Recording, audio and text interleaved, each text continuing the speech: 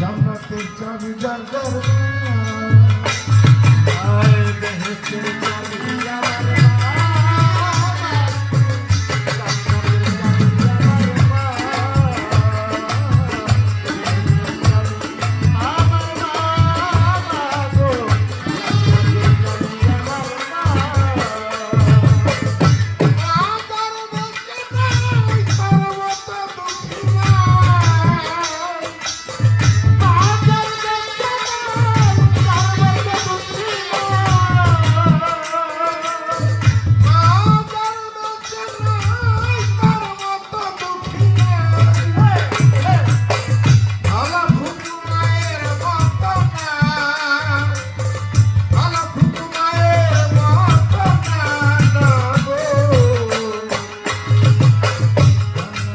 চাবি আমার আমার মা গো বেহেশতের চাবি যার দরবার মা গো জান্নাতের চাবি যার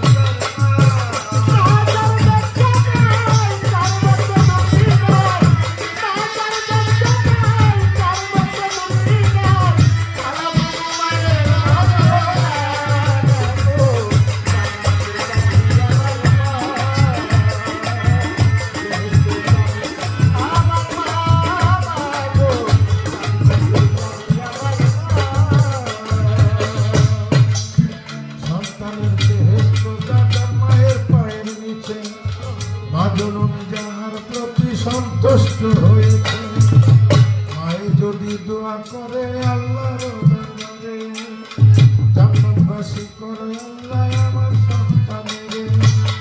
সন্তানের বেহেশত যাদের মায়ের পায়ের নিচে যাহার প্রতি সন্তুষ্ট হয়েছে মায়ে যদি দোয়া করে আল্লাহর দরবারে জান্নাতবাসী করে আল্লাহ আমার সন্তান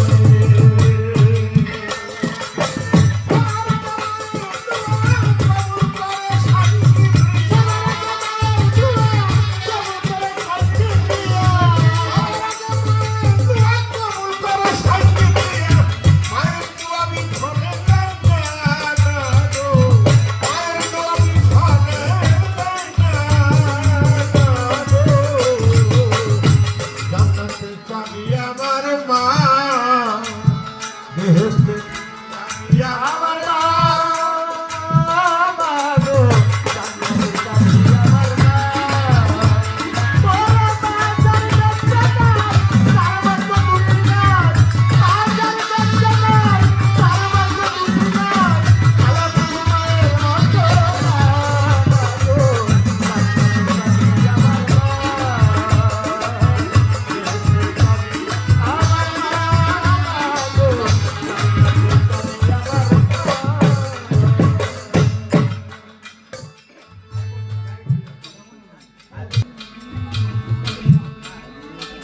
মুসানবিরা বলে এক দরবেশ উনি আবার শুনল না আবার ডাক দিল মায়ের ডাকে সাড়া দিল না মা কষ্ট পায় আল্লাহ 10 মাস 10 দিন যেই সন্তান আমি পেটে ধরলাম আজকে আমার শেষ সময় অন্তিম সময় আমার সন্তান আমার ডাকে সাড়া দিল না আমার কথা শুনল না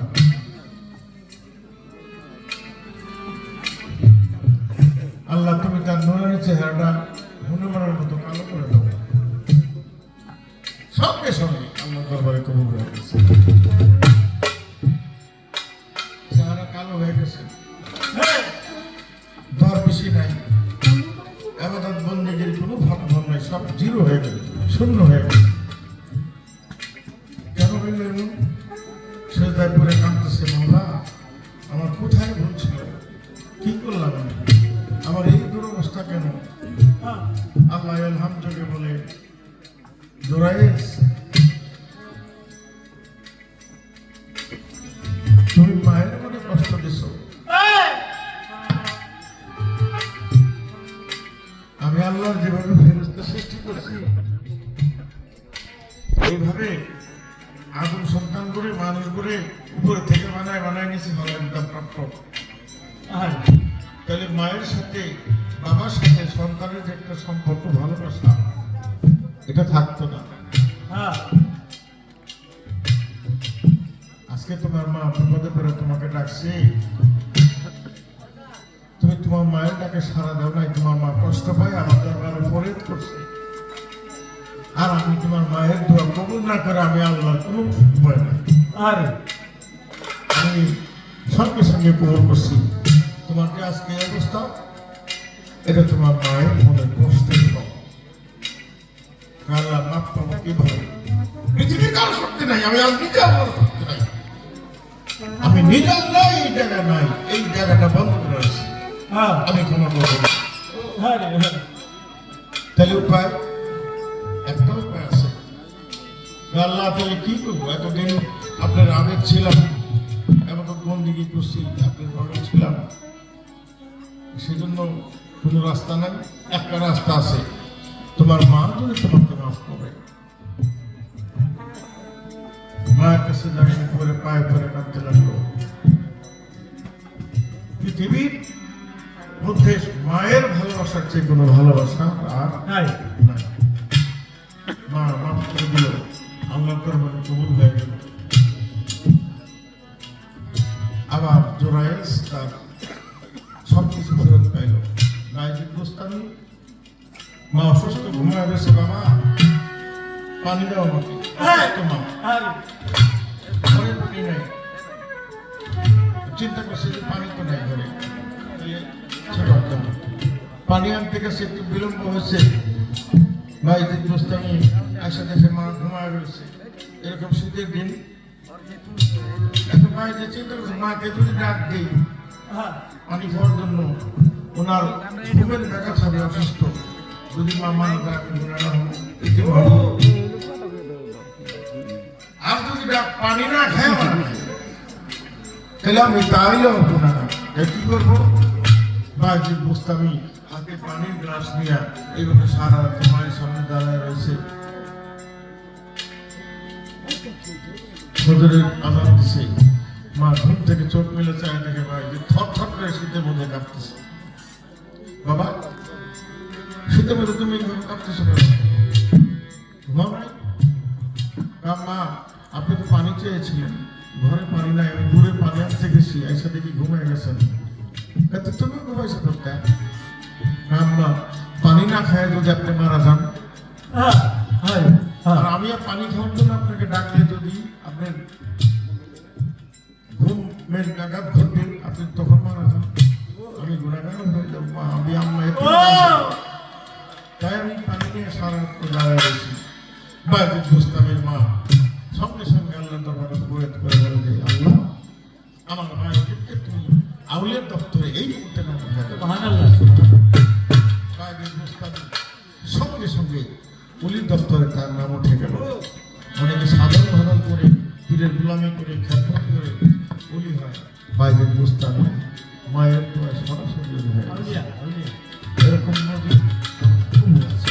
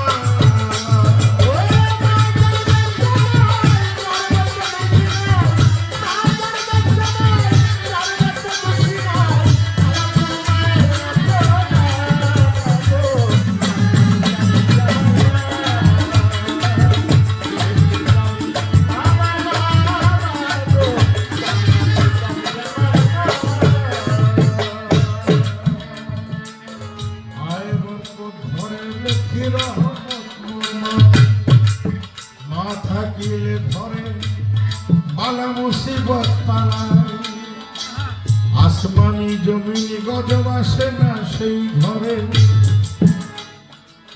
যে ঘরে মাথাকে অতি সমাদর। ঘরের লক্ষ্মীর রহমত রহমত বর্মায় মাথা গেলে ঘরে বালা মুসিবত পালায় আসমানি জমিনি গজব আসে না সেই ঘরে যেই ঘরে মাথা কেউ কৃষ্ণ দরে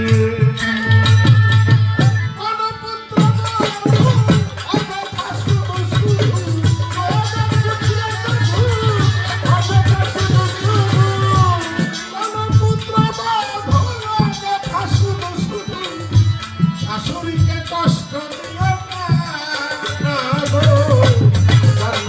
আমি